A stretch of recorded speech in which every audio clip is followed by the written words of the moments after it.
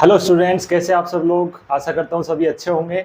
और आज हम लोग अपने YouTube channel nurses tech online के अंदर एक और टॉपिक पढ़ने वाले हैं जो कि है रेनॉल्ड्स डिजीज। तो रेनॉल्ड्स डिजीज क्या होता है, इसके कारण, सिम्टम्स और इसके कॉजेज और इसके ड्रग ऑफ चॉइस, एक एक पॉइंट को विस्तार से हम लोग समझने वाले हैं। और कॉम्पिटिटिव एग्जाम्स में इससे रिलेटेड क्या क्या क्वेश्चंस आते हैं उनको भी हम लोग साथ ही साथ में डिस्कस करेंगे। तो चलिए आज का लेक्चर शुरू करते हैं। उससे पहले जो है अपना सक्सेस मंत्र क्या है आज का सक्सेस मंत्र है keep smiling and stay motivated. हमेशा मुस्कुराते रहो, खुश रहो और मोटिवेटेड रहो, जो भी आपका गोल है, टारगेट है, उसको अचीव करने के लिए। यस डियर, नेक्स्ट टॉपिक में अपन बढ़ते हैं आगे। तो सबसे पहले बात करते हैं कि रेनॉल्ड डिजीज क्या होती है डियर। तो रेनॉल्ड डिजीज क्या है, तो सबसे पहले बात करते हैं। तो Raynaud disease it is vasospastic disease. Yes dear, कैसी डिजीज होती है ये? वेजोस्पाज्मिक डिजीज होती है। इट मींस ब्लड वेसल में क्या हो जाता है, स्पाज्म हो जाता है। ब्लड वेसल कैसी हो जाती है, नैरो हो जाती है डियर। और नैरो हो जाएगी तो ब्लड सप्लाई क्या हो जाएगी, डिक्रीज हो जाती है। तो it is vasospastic disease of small and medium arteries of hands, fingers, toes, ears and face।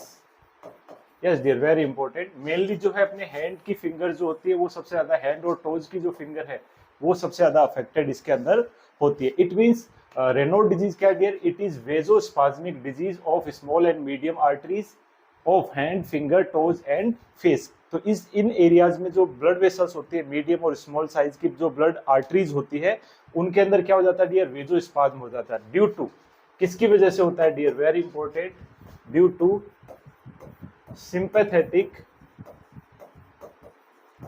Sympathetic stimulation by excessive cold and stress.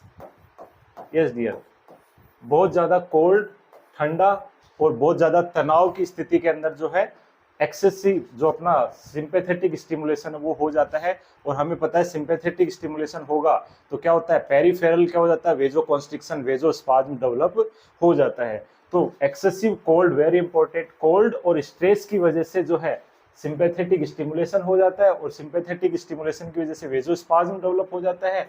और वेजोस्पाज्म की वजह से क्या होगा, जो अपनी स्मॉल और मीडियम आर्टरीज है, upper extremities, lower extremities, ears and face की जो एरिया है, उनके अंदर क्या हो जाएगा, ब्लड सप्लाई डिक्रीज हो जाती है। और ब्लड सप्लाई डिक्रीज होने की वजह से क्या होगा डियर, उस वजह से क्या होता है, इस वजह से क्या होगा, फिंगर्स, टोज वगैरह, जैसा कि डायग्राम में देख रहे हैं अपन लोग, फिंगर्स अपन को दिखाई दे रहे हैं यहाँ पे, रेडेड स्पॉट बन जाते हैं, फिंगर्स में स्वेलिंग आ जाता है, यस और नो, टोज में स्वेलिंग आ जाता है और पेलनेस हो जाती है।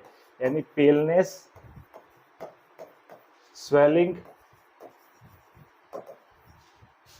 Redness, numbness,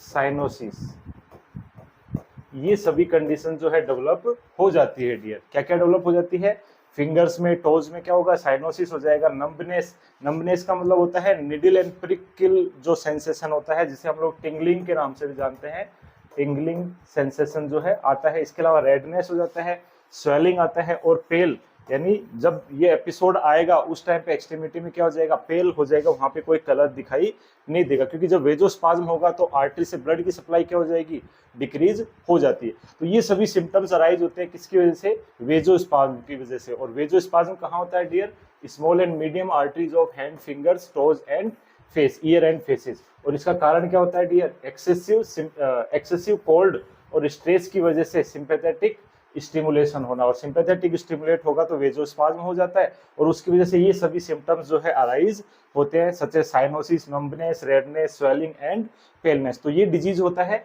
Reynold disease. अब आगे बात करते हैं what are the causes.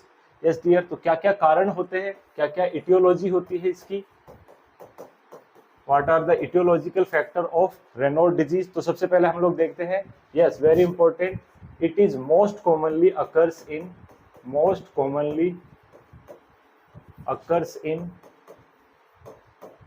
Young females.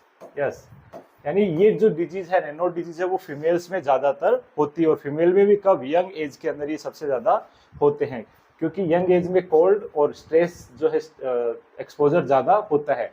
Exact most common कोज पूछा जाए, most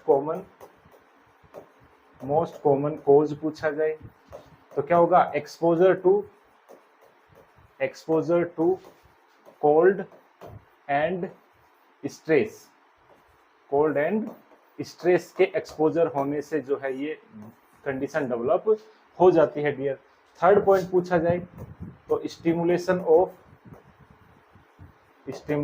of sympathetic response. Yes dear, इसके अलावा अदर कोजेज की बात करें, जैसे कि रिस्क फैक्टर बोल सकते हैं, जैसे जो फीमेल स्मोकिंग करती है उनमें ऐसा डेवलप होने के चांसेस बढ़ जाते हैं। इसके अलावा बात करें जिनकी family history, yes family history में अगर ये डिजीज है तो उनमें भी ये चांसेस बढ़ जाते हैं। जिन फीमेल की फैमिली हिस्ट्री में मदर को या दादी को या दादा को अगर ये ऐसी डिजीज है, मतलब इस फैमिली में कहीं भी है, तो उसमें ये हेरिडिटी के रूप में आगे ट्रांसफर हो सकती है डियर। तो इसको अपन क्या लिख सकते हैं? हेरिडिटी। तो हेरिडिटी कोज भी यहाँ पर हो सकता है डियर। इसके अलावा ये तो सब हो गए प्राइमरी कोज। अब बात करते हैं सेकेंडरी कोज। सेकेंडरी कोज का मतलब होता है अदर किसी कंडीशन की वजह से डिजीज डेवलप हो जाना। तो सेकेंडरी कोज के अंदर बात करते हैं, जैसे कि हम लोग बात करें, पहला होता है कार्पल टनल सिंड्रोम। सेकेंड बात करेंगे हम लोग 7th नंबर पे ऑटो इम्यून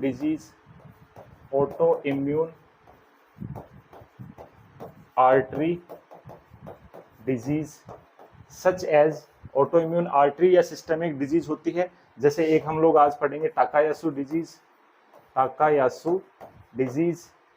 या आर्थराइटिस बोलते हैं इसको, टाकायासु आर्थराइटिस नहीं है, आर्थराइटिस है डियर, ढंग से पढ़ना इसको। आर्थराइटिस मतलब inflammation of the artery. Second इसके अंदर आता है डियर सिस्टेमिक ल्यूपस एरिथमेटोसस, ये भी एक कारण हो सकता है रेनॉल्ड डिजीज डेवलप होने का। तो these are the causes, such as ये सभी प्राइमरी कोजेज है। यहाँ पे मोस्ट कॉमन कोज हो जाएगा आपका यंग फीमेल्स के अंदर ये ज्यादातर होता है। मोस्ट कॉमन कोज होगा exposure to cold and stress, stimulation by sympathetic response, या फिर कोई फीमेल ज्यादा स्मोकिंग करती है और अगर फैमिली हिस्ट्री में डिजीज है, इट मीन्स हेरिडिटली भी ये ट्रांसफर हो सकती है डियर। सेकेंड बात करें अदर यानी सेकेंडरी कोजेज की बात करें, तो सेकेंडरी कोजेज की बात करें तो पहला आता है कार्पल टनल सिंड्रोम, इसको आगे समझते हैं। दूसरा होता है auto immune artery disease such as Takayasu arthritis and systemic lupus erythematosus. ठीक है डियर, अब हम लोग इन दोनों पॉइंट को थोड़ा सा और समझ लेते हैं। तो these are causes of Raynaud disease. Next बात करते हैं हम लोग रेनॉल्ड डिजीज के अंदर जो 5th पॉइंट अपन ने देखा, that is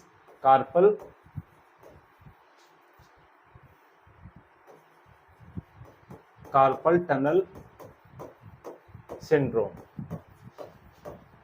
yes dear, what is carpal tunnel syndrome? तो कार्पल टनल सिंड्रोम को अपन मीडियन नर्व पाल्सी भी बोलते हैं, मीडियन नर्व पाल्सी।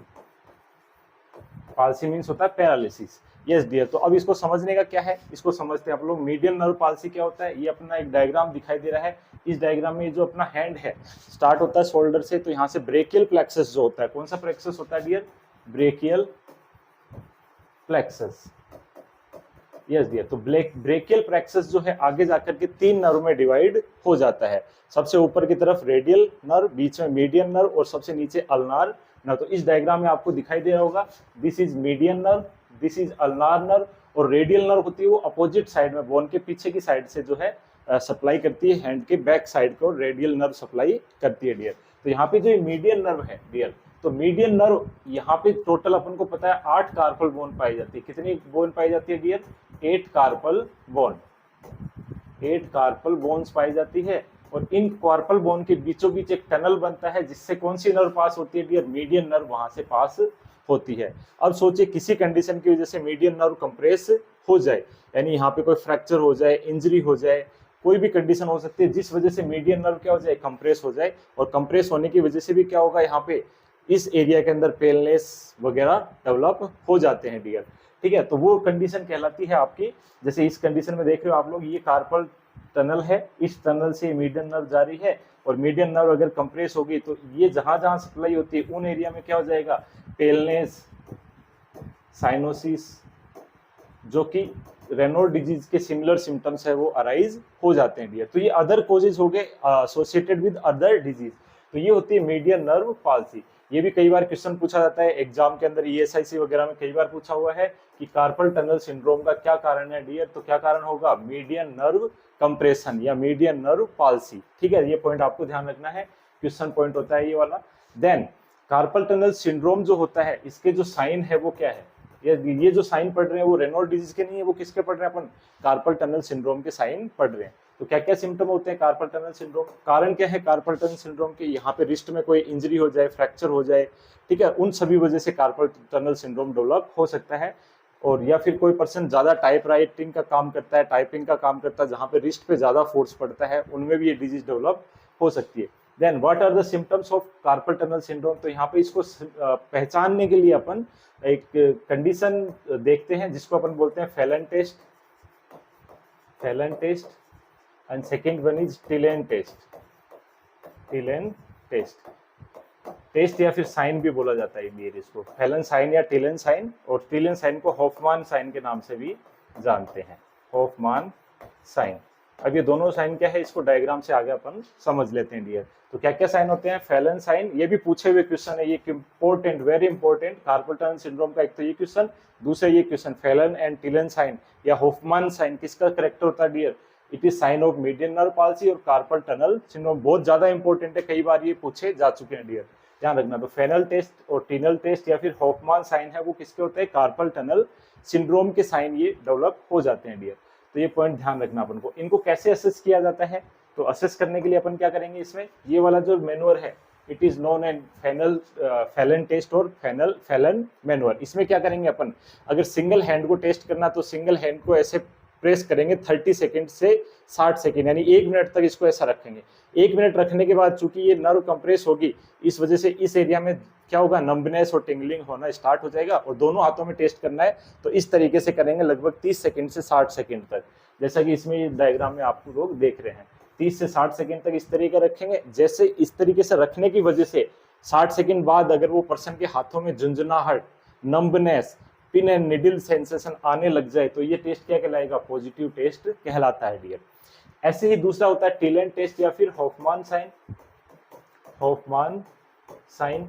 तो हॉफमान साइन या टिलेन टेस्ट क्या कहता है, जहां से आपकी मीडियन नर्व आती है उस एरिया में आप टैपिंग करो, तो टैपिंग करने से मीडियन नर्व कंप्रेस होगी, और कंप्रेस होने से हाथों में क्या होगा, नंबनेस, झुंझुनाहट, टिंगलिंग सेंसेशन पैदा होगा, और अगर पैदा होता है तो वो टेस्ट क्या कहलाएगा डियर, पॉजिटिव टेस्ट कहलाएगा। तो ये दोनों ही टेस्ट या मैनुअर किसके टेस्ट है डियर, रेनॉल डिजीज के मैनुअर नहीं है, किसके मैनुअर है ये दोनों, कार्पल टनल सिंड्रोम के मैनुअर है। किसके डियर, कार्पल टनल सिंड्रोम के मैनुअर है, ध्यान रखना, मिक्स मत करना। रेनॉल डिजीज का एक कारण है कार्पल टनल सिंड्रोम, और ये दोनों सिम्टम किसके हैं, कार्पल टनल सिंड्रोम के सिम्टम्स होते हैं डियर। ठीक है, तो थोड़ा सा अच्छे से इसको ध्यान रखना। देन नेक्स्ट जो हमने बात करी है, यस डियर, जो रेनॉल डिजीज अपन ने डेफिनेशन पढ़ी थी, तो रेनॉल डिजीज क्या होती है, वेजोस्पाज्म होती है, और इसको अपन रेनॉल डिजीज भी बोला जाता है। एक्चुअली ये रेनॉल्ड्स जो है साइंटिस्ट का नाम होता है डियर, साइंटिस्ट का नाम है, इस साइंटिस्ट के नाम की वजह से इसे रेनॉल्ड फिनोमिना भी बोला जाता है। क्या बोला जाता है, रेनॉल्ड्स फिनोमिना, वेरी इंपॉर्टेंट, ध्यान रखना। रेनॉल्ड फिनोमिना या रेनॉल्ड डिजीज पूछा जाए तो यही पॉइंट है जो अपन डिस्कस कर रहे हैं। रेनॉल्ड फिनोमिना ही क्या है, रेनॉल्ड डिजीज के नाम से जाना जाता है dear.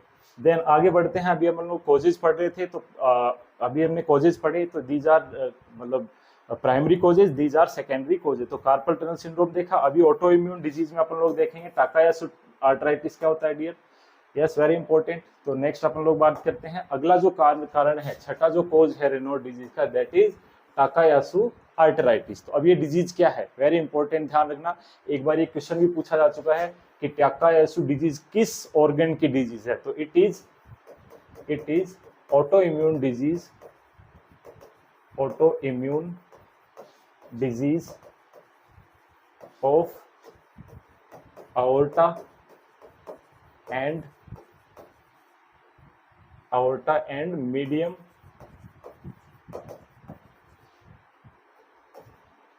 arteries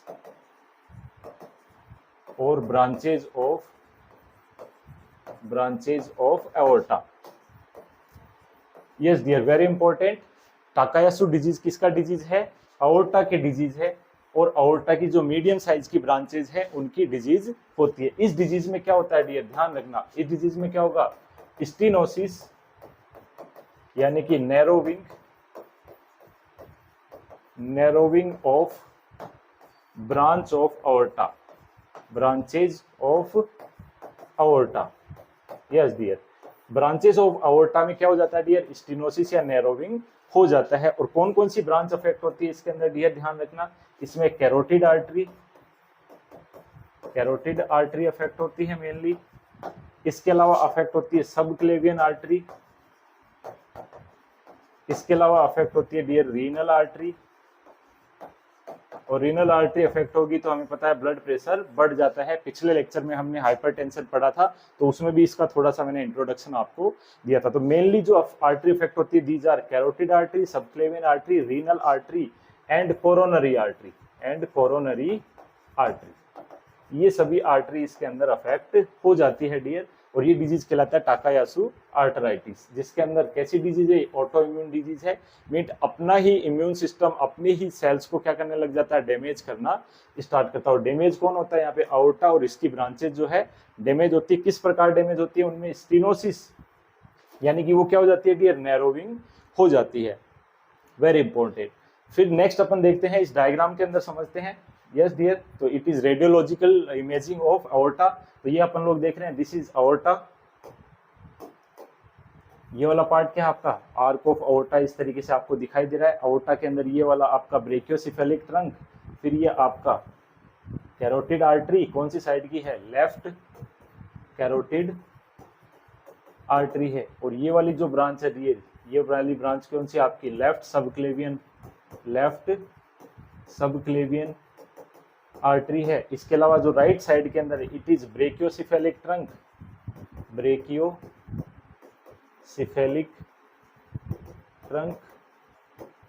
then brachiocephalic trunk दो पार्ट में डिवाइड हो जाता है, एक तो सीधा ऊपर की तरफ जा रहा है और एक ये जो पार्ट है दिस इज सबक्लेवियन आर्टरी। कौन सी आर्टरी है डियर, सबक्लेवियन आर्टरी। तो it is right subclavian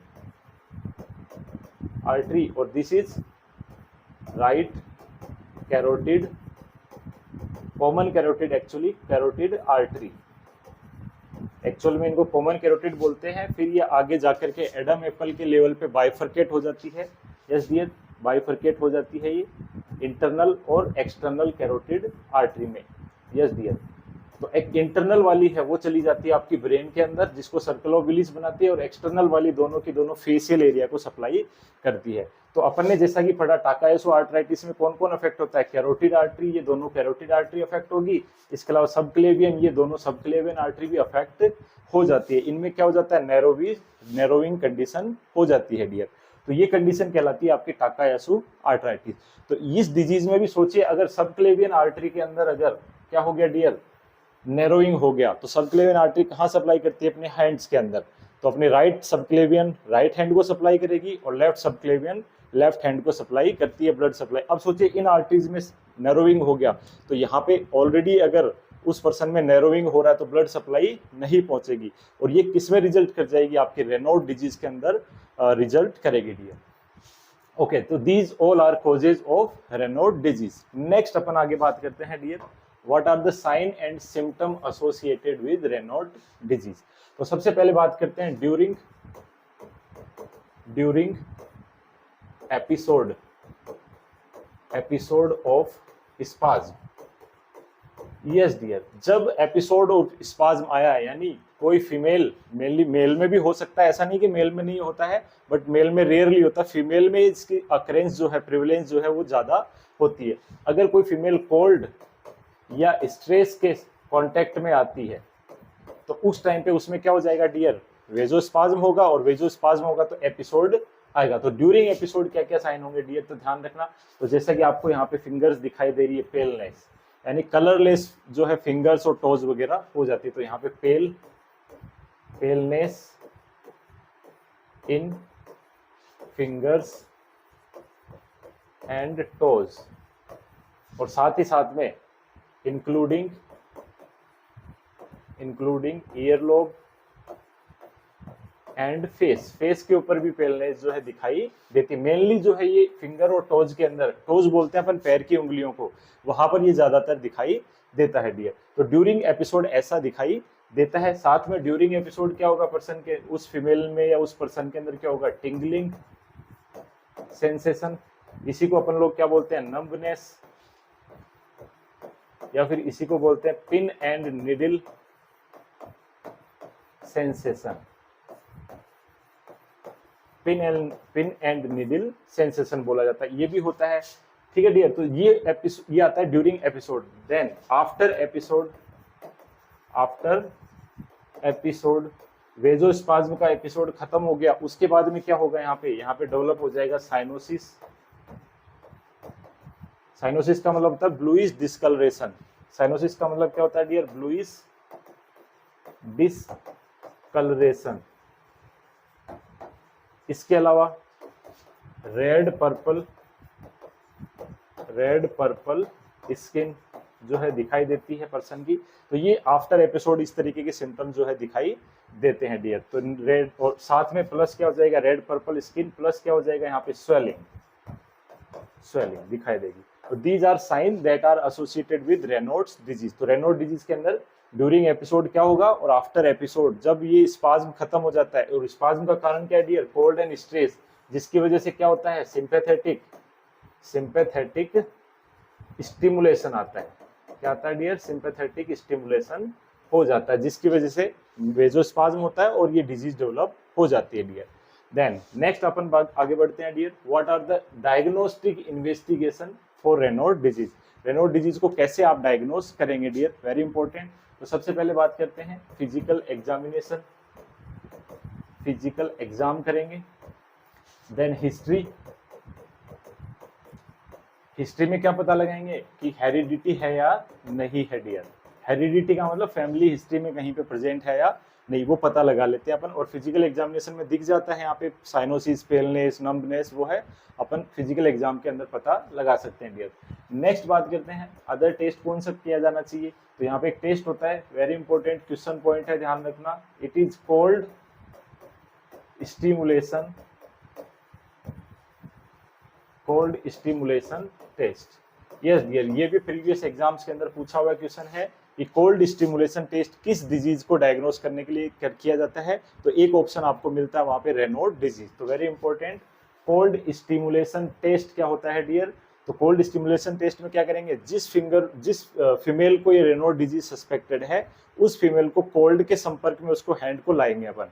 controlled cold होगा, जैसे उसके हाथों में नंबनेस स्टार्ट हो जाए इसका मतलब वो टेस्ट पॉजिटिव है, और नंबनेस नहीं होता इसका मतलब कोई अदर कारण उसके अंदर हो सकता है डियर। ठीक है, ध्यान रखना। तो अदर कोजेज में जैसे कार्पल टनल सिंड्रोम हो सकता है, कुछ और कंडीशन हो सकती है जिसकी वजह से सिम्टम्स आ रहे हैं। बट रेनॉल्ड डिजीज होगी तो वहां पे जैसे कोल्ड के संपर्क में आएगा, उस फीमेल के अंदर क्या होगा वहां पे, yes dear, numbness, tingling, swelling, वो सब सिम्टम्स अराइज होना स्टार्ट हो जाएंगे। जो अभी अपन ने ये सारे सिम्टम पढ़े, ये सिम्टम जो है अराइज ड्यूरिंग एपिसोड वाले सिम्टम अराइज होने लग जाएंगे, और वो टेस्ट क्या कहलाएगा, पॉजिटिव। तो वेरी इंपॉर्टेंट क्वेश्चन पॉइंट, ध्यान रखना। अदर टेस्ट की बात करें तो अगर कोई इन्फ्लामेटरी कंडीशन है तो ESR टेस्ट किया जा सकता है डियर। ESR का मतलब होता है erythrocyte sedimentation test, sedimentation rate, ESR। Erythrocyte मतलब होता है RBC, सेडिमेंटेशन मतलब नीचे बैठना। तो इसमें क्या करते हैं अपन, एक ट्यूब होती है, उस ट्यूब का नाम होता है dear Wester green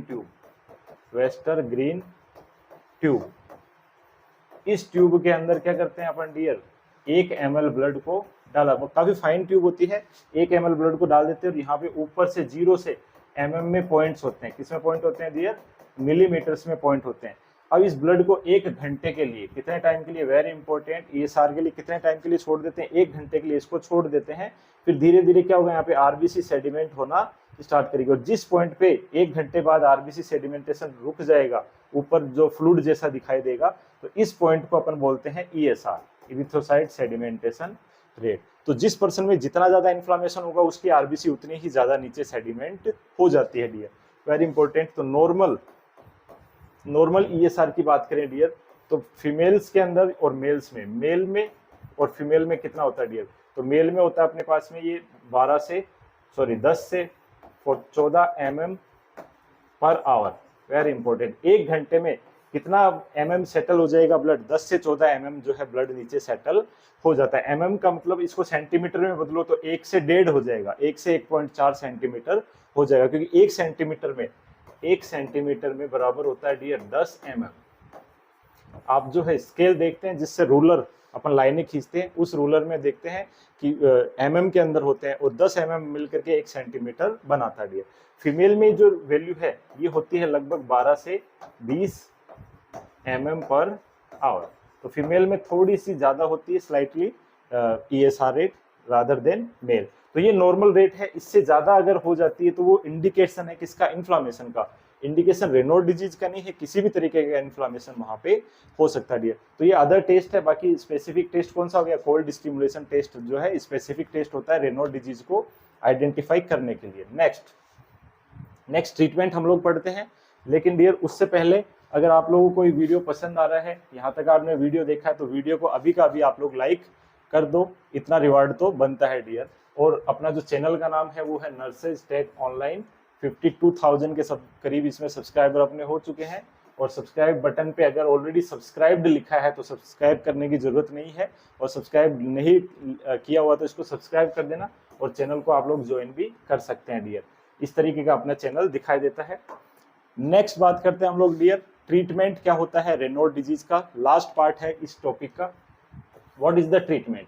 yes dear, very important. तो सबसे पहले बात करें प्रिवेंशन। यस, बात करते हैं अपन सब लोग पहले प्रिवेंशन की। तो प्रिवेंशन कैसे करेंगे? Yes dear, avoid cold, avoid stress और कोल्ड को क्या करेंगे अपन? अवॉइड करेंगे। अवॉइड नहीं कर सकते हैं तो क्या करेंगे अपन? Wear warm socks on hands and feets. हाथों और पैरों के अंदर क्या करेंगे? वार्म सॉक्स जो है पहन करके रखेंगे ताकि कोल्ड स्टिमुलेशन वहां पे डेवलप ना हो। तो दीज आर प्रिवेंटिव मेजर्स। इसके अलावा अवॉइड स्मोकिंग को भी क्या करेंगे? अवॉइड किया जाना चाहिए। तो these are preventive measures of Raynaud disease. Then बात करते हैं व्हाट आर द ट्रीटमेंट। तो सेकंड बात करते हैं दैट इज वेजोडाइलेटर। चूंकि वेजोस्पाज्म हो रहा है तो वेजोडाइलेटर यहाँ पे अपन यूज करेंगे डियर। तो vasodilator such as that are hydralazine. पिछली जो क्लास थी हाइपरटेंशन की, उसमें एंटी हाइपरटेंसिव भी होते हैं वेजोडाइलेटर्स। तो वहां पे उसके एग्जांपल बताए थे हाइड्रोलिजिन, मिनोक्सिडिल एंड सोडियम नाइट्रोप्रोसाइड। तो यहाँ पे हाइड्रोलिजिन अपन यूज किया जा सकता है एज ए वेजोडाइलेटर। इसके अलावा अपन लोग बात करते हैं ड्रग ऑफ चॉइस क्या होती है डियर। तो what is the drug of choice? Drug of choice क्या होती है डियर? तो what is the drug of choice? Third point is it is calcium channel blockers. Yes dear, कल की क्लास में अपन ये भी पढ़ा था these are also anti hypertensive drug and also anti dysrhythmic drug. जब अपन लोग एंटी डिसरिथमिक ड्रग पढ़ेंगे तो क्लास 4 एंटी डिसरिथमिक ड्रग के अंदर आपके कैल्शियम चैनल ब्लॉकर्स भी आते हैं डियर। यस डियर, तो आप लोग चैनल को सब्सक्राइब कर लेना और वीडियोज को शेयर करते रहो ताकि अदर लोगों को भी फायदा इसका मिल सके। एक एक पॉइंट को अपन लोग कार्डियोवैस्कुलर सिस्टम में डिस्कस करने वाले हैं। हर वीडियो में कुछ ना कुछ जरूर आपको नॉलेज वाली इंफॉर्मेशन मिलेगी, ये वादा है dear. Then calcium channel blockers कौन कौन से होते हैं डियर? तो कैल्शियम चैनल ब्लॉकर पिछली क्लास में अपन ने पढ़े थे, बट जो ड्रग ऑफ चॉइस की बात करें तो that is nifedipine, nifedipine, yes it is drug of choice, yes very important. जबकि कैल्शियम चैनल ब्लॉकर में अदर एग्जांपल जो पिछले लेक्चर में हम लोग ऑलरेडी लिख चुके हैं, such as verapamil, nifedipine, amlodipine, nimodipine, diltiazem, these are example of calcium channel blocker जो कि ऑलरेडी हम लोग पढ़ चुके हैं। तो drug of choice of Raynaud disease is calcium channel blocker, example nifedipine. तो these are treatment modalities of Raynaud disease. तो प्रिवेंटिव मेजर भी पढ़े और सेकंड अपन ने फार्माकोलॉजिकल ट्रीटमेंट भी इसका पढ़ लिया। These are vasodilator and these are calcium channel blockers. Then सबसे लास्ट में एक क्वेश्चन सॉल्व करते हैं आप लोग। तो अगर आपको वीडियो आज का समझ में आया है तो आप डेफिनेट इसका आंसर दे देंगे। तो इसका आंसर मैं एक्सपेक्ट करूंगा कि आप लोग कमेंट बॉक्स के अंदर देंगे। Which of the following factor में इंड्यूस रेनॉल्ड डिजीज? इनमें से कौन सा फैक्टर जो है रेनॉल्ड डिजीज को इंड्यूस करता है? क्या हाई सोल्ट इनटेक, क्या सिंपैथेटिक स्टिमुलेशन, क्या एक्सेसिव वार्म एनवायरनमेंट, क्या यूजिंग सैनिटाइजर? इनमें से कौन सा कारण है जिसकी वजह से रेनॉल्ड डिजीज स्टिमुलेट हो जाती है? तो फटाफट से जो आंसर है वो कमेंट बॉक्स के अंदर आप लोग डाल देना। Yes dear. नेक्स्ट बात करते हैं अपना जो मैं पीडीएफ नोट्स जो है शेयर करता हूं अपने ग्रुप्स के अंदर, और कुछ क्वेश्चन भी अपन आगे शेयर करना स्टार्ट करेंगे। तो टेलीग्राम चैनल जो है अपना बना हुआ है, और किस नाम से वो channel dear? Nurses tech online के नाम से है। तो डायरेक्ट मैं डिस्क्रिप्शन में लिंक भी डाल दूंगा, वहां से भी ज्वाइन कर सकते हो। और वहां से अगर कोई इश्यू आता है, प्रॉब्लम आती है, कई बार ब्राउजर सपोर्ट नहीं करता आपको, तो आपको ये सर्च कर लेना नर्सेस टेक ऑनलाइन, टेलीग्राम के ऊपर जा करके मिल जाएगा इजीली आपको ये चैनल। और इस चैनल को आप लोगों को ज्वाइन कर लेना है। वहाँ पे आपको पीडीएफ नोट्स वगैरह है और अदर वीडियोज की लिंक वगैरह मैं शेयर करता हूँ। और यूट्यूब चैनल को आप लोग ज्वाइन भी कर सकते हैं, एज ए पेड मेंबर भी आप लोग ज्वाइन कर सकते हैं डियर। और अपना चैनल का नाम है नर्सेस टेक ऑनलाइन। तो याद रखें इस चैनल को। और ये चैनल आप लोग जैसे यूट्यूब पे टाइप करेंगे ऑटोफिल में आ जाता है, इसको आप लोग जाकर के प्लेलिस्ट वाले सेक्शन में अदर वीडियोज भी देख सकते हैं। और सबसे लास्ट में यही कहना चाहूँगा आप लोगों को इस वीडियो को ख़त्म करते हुए कि ऑलवेज कीप स्माइलिंग, हमेशा मुस्कुराते रहिए। Thank you very much.